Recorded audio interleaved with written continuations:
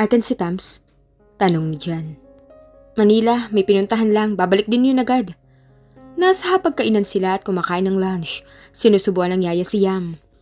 Nakwento sa akin ni Tams kung paano kayo naging magkaibigan. It was amazing story and... Oo, sobrang taranta ko nun. Lalo na nung nakita ko si Yam. Grabe, nakakatakot yun. Hindi ko alam kung bubuhatin ko o ano. Tapos nahimatay pa si Tams. Ang ginawa ko na lang, pinayungan ko na lang hanggang dumating ang ambulance. Lahat ata ng dasal ginawa ko na nun. Kwento nito. Ewan ko ba, simula na mangyari yon, hindi ko na talaga sila maiwan. Siguro dahil that time, Tams really needs someone to take care of them. Down na down siya that time. I can explain. Ngumiti lang si Jan. She's a strong woman. Pero kapag pamilya na pinag-uusapan, she's weak. Very weak. Walang gagawin kundi umiyak kapag may problema sa pamilya. Nagpatuloy silang kumain at natapos. Tulo ng tulo ang luha ni Tamara habang nagmamaneho pabalik ng Tagaytay. Kahit kailan hindi nga siya sinumbatan o sinisi ng kanyang daddy sa pagkawala ng kuya niya. Pero lagi niya itong nakikitang umiiyak habang pinagmamasdan ang larawan ng kuya niya. Kaya siya mismo ang sumisisi sa sarili niya sa pagkawala ng kapatid niya. Pero mas masakit pala talaga kung maririnig niya mga ganong salita sa mga magulang niya. Biglang naalala niya ang mga nangyari. Kuya Gab, please, maligo tayo. Maligo tayo sa ulan. Tams, hindi pwede magagalit si daddy kumikidlat daw eh. Kuya, ako nalang maliligo. Please. Tams, kuya please. Sige na nga, pero saglit lang ha. Yes, thank you kuya ha. The best kuya ka talaga. I love you kuya. Niyakap niya ang kuya. I love you too, Tams. Lumabas ang dalawa at masayang naligo. Nagbabakasyon sila sa probinsya noon, sa mga lola at lolo niya. 9 years old siya at 12 years old naman ang kuya niya. Nagtatatakbo si Tamara habang sinusundan siya ng kuya niya sa isang open field. Tams, halika na, balik na tayo sa loob. Sigaw ng kuya niya, humarap siya dito. Later kuya. Tams? Kuya, konti na lang. Sigaw ni Tams at kumaway pa siya sa kuya niya. Pero biglang dumagundong ang langit at kasabay nun ang pagguhit ng kidlat sa gawin ng kuya niya. Bigla nilang bumulagta ang kuya niya sa kinatatayuan nito.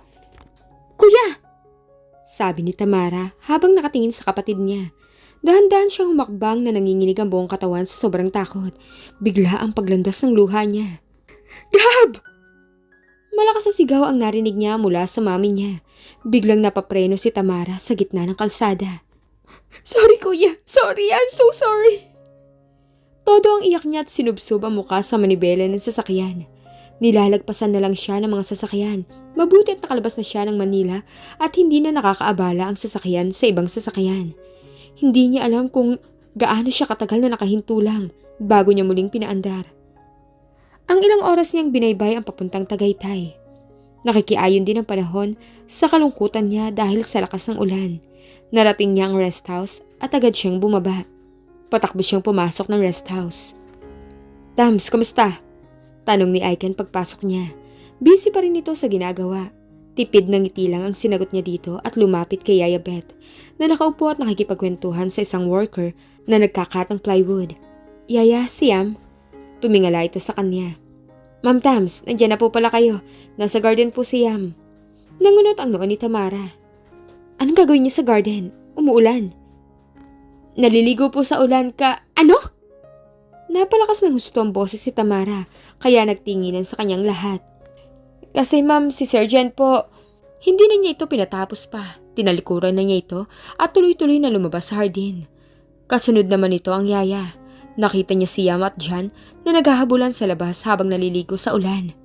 Yam! Malalaking hakbang na nilapitan niya ang dalawa. Agad niyang kinuha si Yam. Mami, ayaw, ligo ako mami. Nagpupumiglas si Yam. Yam, stop it!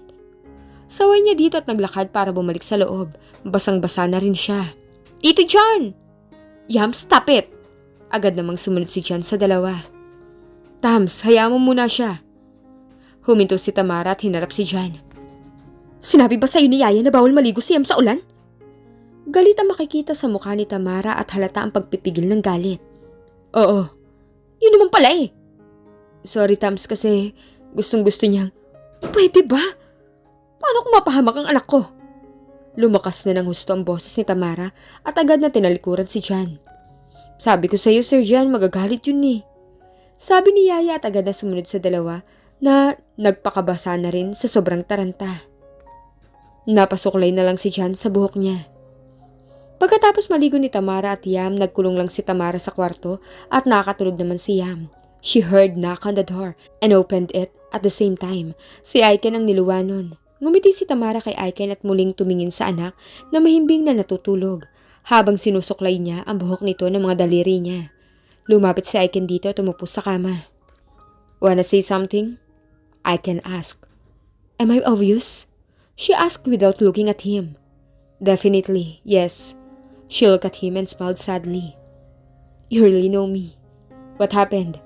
Bigla na lang tumulo ang luha ni Tamara. Agad naman siyang niyakap ni Aiken.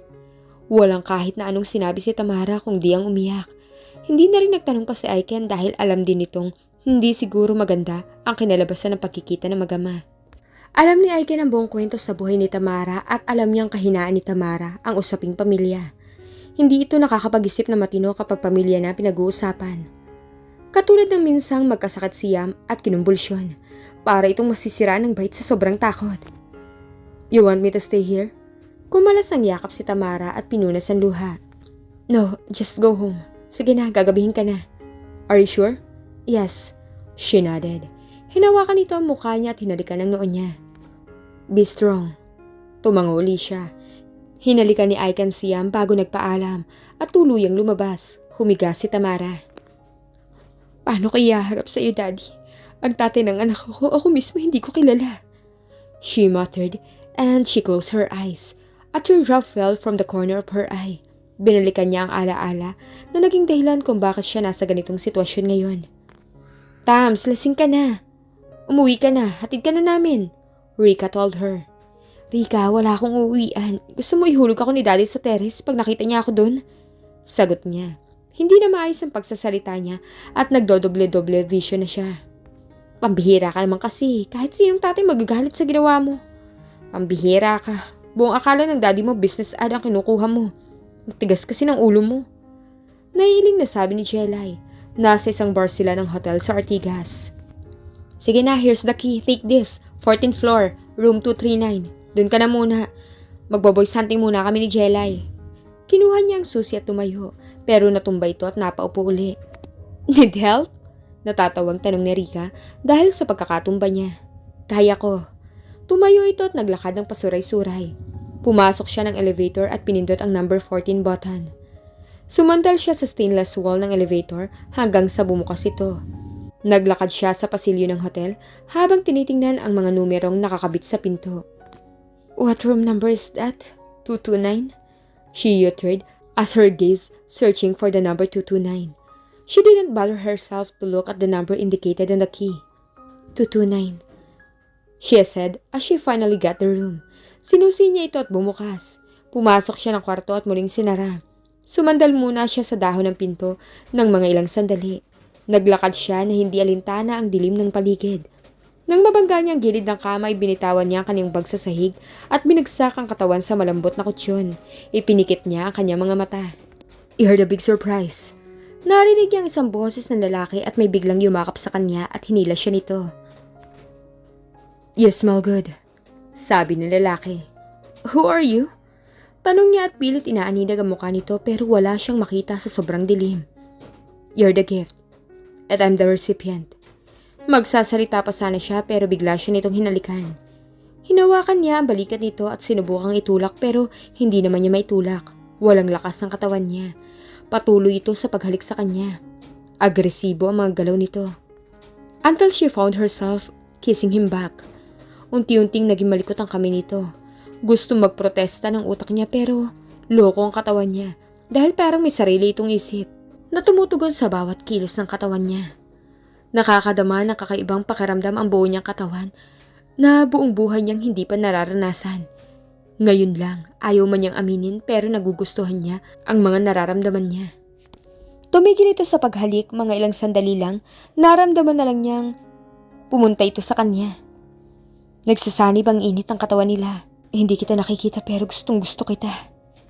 He kissed her again on her lips, more aggressive. Bumalik ang halik nito sa mga labi niya. At ngayon nga, ginawa na ang dapat gawin. "It's your first," Sabi ng lalaki. Don't worry, I'll be gentle. Nagising siyang masakit ang ulo niya kinabukasan. Great dream, Tamara. She muttered as she spread her one arm. Pero bigla siyang natigilan na parang may tinamaan ang kamay niya. She slowly twisted her head at the right side. Napabalikwas siya at natutup ang bibig niya ng kanyang palad nang makita niyang isang lalaking nakadapa. Nakapaling ang ulo sa kabilang bahagi at natatakpan ng nakabend na braso ang side ng mukha nito. I'm not dreaming. Sabi niya na halos hangin lang ang lumabas sa bibig niya. Tiningnan niya ang itsura niya. Wala siyang suot, kumot na puti lang ang bumabalot sa katawan niya at isang kumot lang ang gamit nila. She felt the pain in her. Pinagmasdan niya ang lalaki. Natuon ang mata niya sa likod ng balikat nito na may tattoo. A small anchor tattoo design. At nadako naman ang paningin niya sa suot nitong singsing. A platinum or white horseshoe ring. She wasn't sure. Anong nangyari? Ang lakas ng kabog ng dibdib niya at naiiyak na siya sa isiping posibleng nangyari sa kanya ng lalaki. Agad siyang tumayo at pinulot ang mga damit niya na nagkalat sa sahig at mabilis niyang sinuot. Tarantang-taranta niyang kinuha ang kanyang bag sa sahig sa gilid ng kama at mabilis na lumabas ang silid. Nakatulugan ni Tamara ang pag-iisip kanina at ngayon ay kagigising lang niya. Sa tingin niya, gabi na. Tiningnan niya ang relo sa kanyang braso at tama nga ang hinuha niya dahil alas 9 na. Nakita niya si Yaya Beth na nanonood ng TV. Tulog rin sa tabi niya si Yam. Bumangon siya at hinalikan nito sa noo. Ma'am Tams, gising na pala kayo. Kumain na po kayo. Gusto mo ipaghanda ko kayo? Alok ng Yaya. Wag na Yaya, ako na lang. Si Yam ba hindi nagising mula kanina? Hindi po pero pinadede ko na po siya. Sagot ni Yaya. Tumayo siya at nagayos ang sarili bago lumabas ang silid. Napatingin siya sa kwarto ni Jan. I should apologize to him. Baka umuwi na yun. Sabi niya. Tumuloy na lang siya sa hagdan at bumaba. Nagpunta siya sa minibar at kumuha ng baso at namili ng alak. Ito na lang.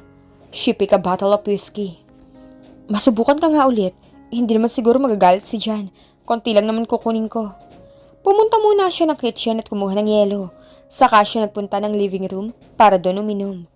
Naupo siya sa mahabang sofa at binuksan ang alak. Naglagay ng cube ice sa baso at nagsali ng alak.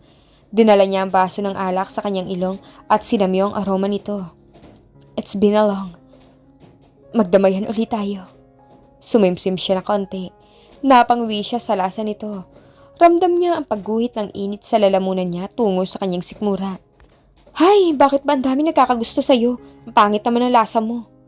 She quickly downed the remaining liquor from her glass. Muli siya nagsali ng alak at tuloy-tuloy na nilagok uli. Sanay siyang umiinom nun pero simula na nangyari ang lahat, hindi na talaga siya tumikim ng alak. Well, habang tumatagal, pasarap ka ng pasarap.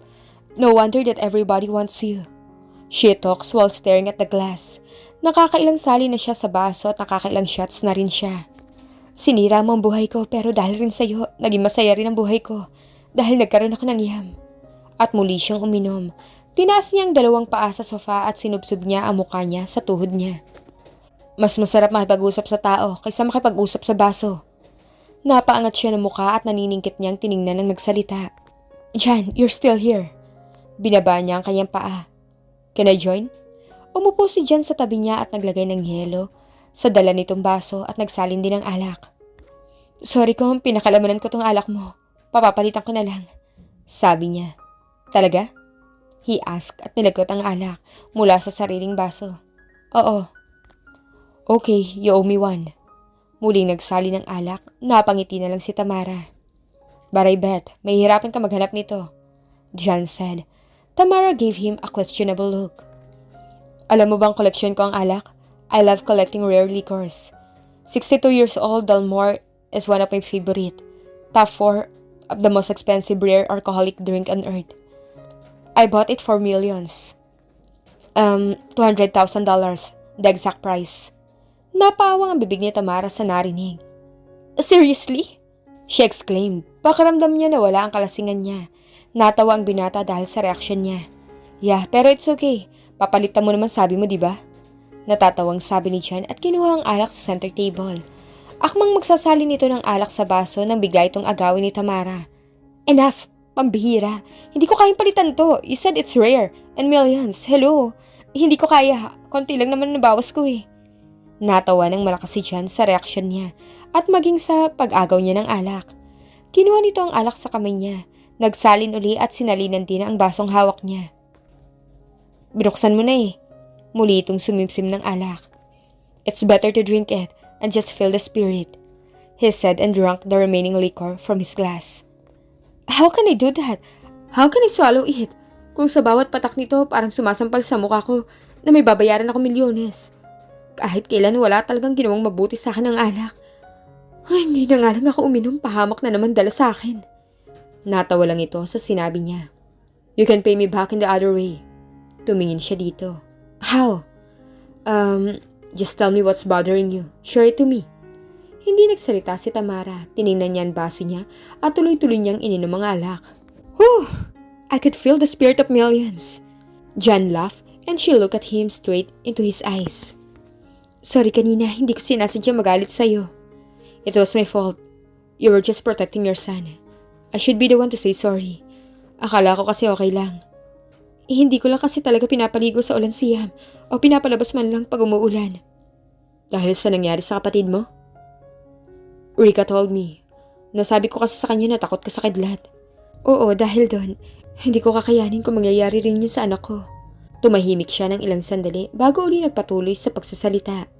It was the biggest mistake that I had done. She looked up to fight the tears back. Walang araw na hindi ko sinisisi ang sarili ko sa pagkamatay ng kuya ko. Pero ang sakit pala. Hindi na napigilan ni Tamara ang mga luha na nag-uunahan sa pagbagsak na agad naman niyang pinunas ng palad. Nakatingin lang si Jan kay Tamara. Nakita niya bigla dito ang sinasabi ni Aiken na mahina ito pagdating sa usaping pamilya. Ang sakit pala pag sa magulang mo mismo maririnig. Nakasalanan mo ang pagkawala ng kapatid mo. But Dad was right. He'd never blame you for my kuya's death. Patuloy nito sa nabiting sinasabi kanina. Pinunas itong muli ang luhang tuloy-tuloy sa paglandas sa pisngi niya. All he was asking for me is to take up business administration, to run our business someday. But I had disobeyed him. At uuwi pa akong buntis na walang tatay na may papakilala. He had been asking me, where is and who is the father of your child? Panggagaya nito sa tanong ng kanyang ama. Tumingin nito kay Jan. But how could I answer him kung ako mismo hindi ko nga alam kung sino tatay ng anak ko?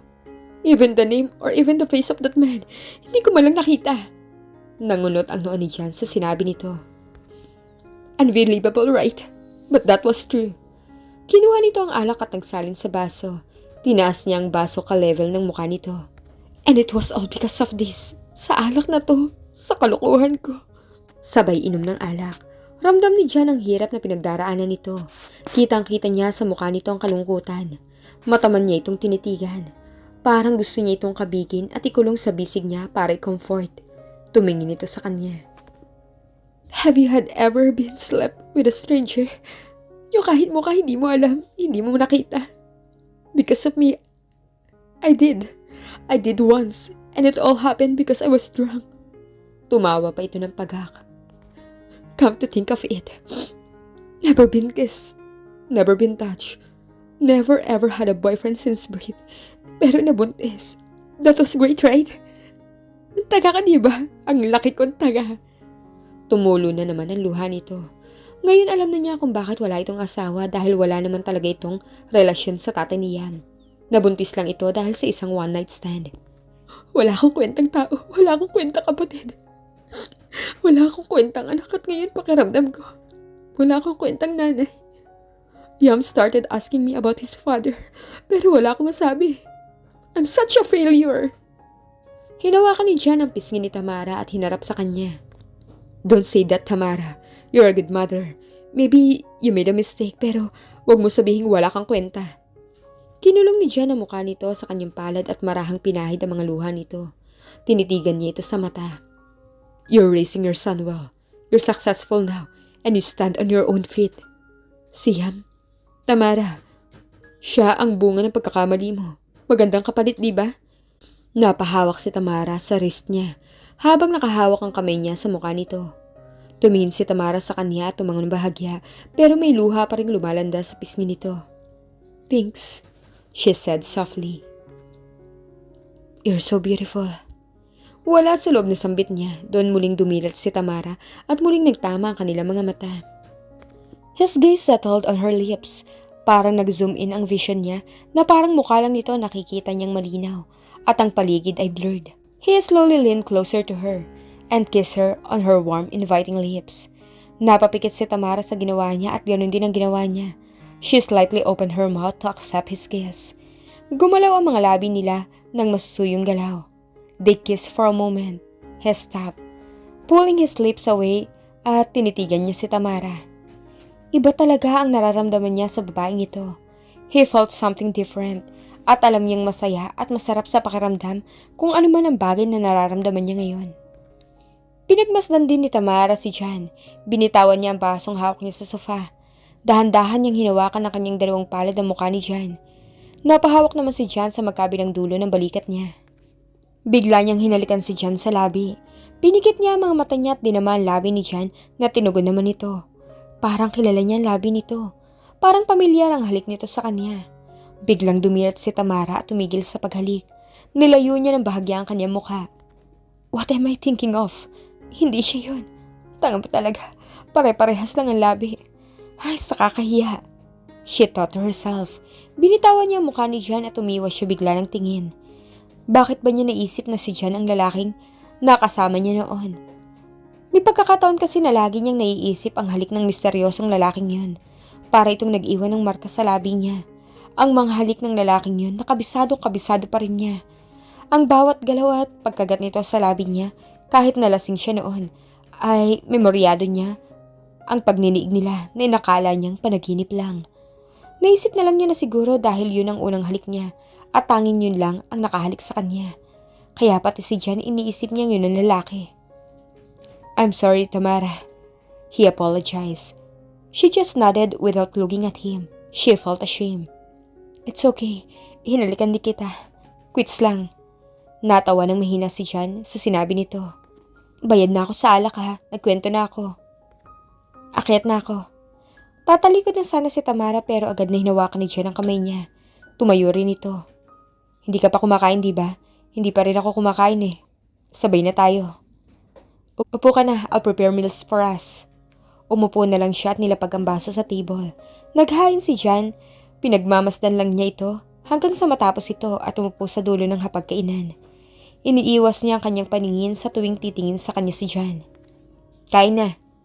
Siam, tuloy-tuloy na ba tulog nun? Oo, bukas na ang gising nun pero sigurado maaga yung magigising. Nahihilo ka ba? Tanong ni Jan.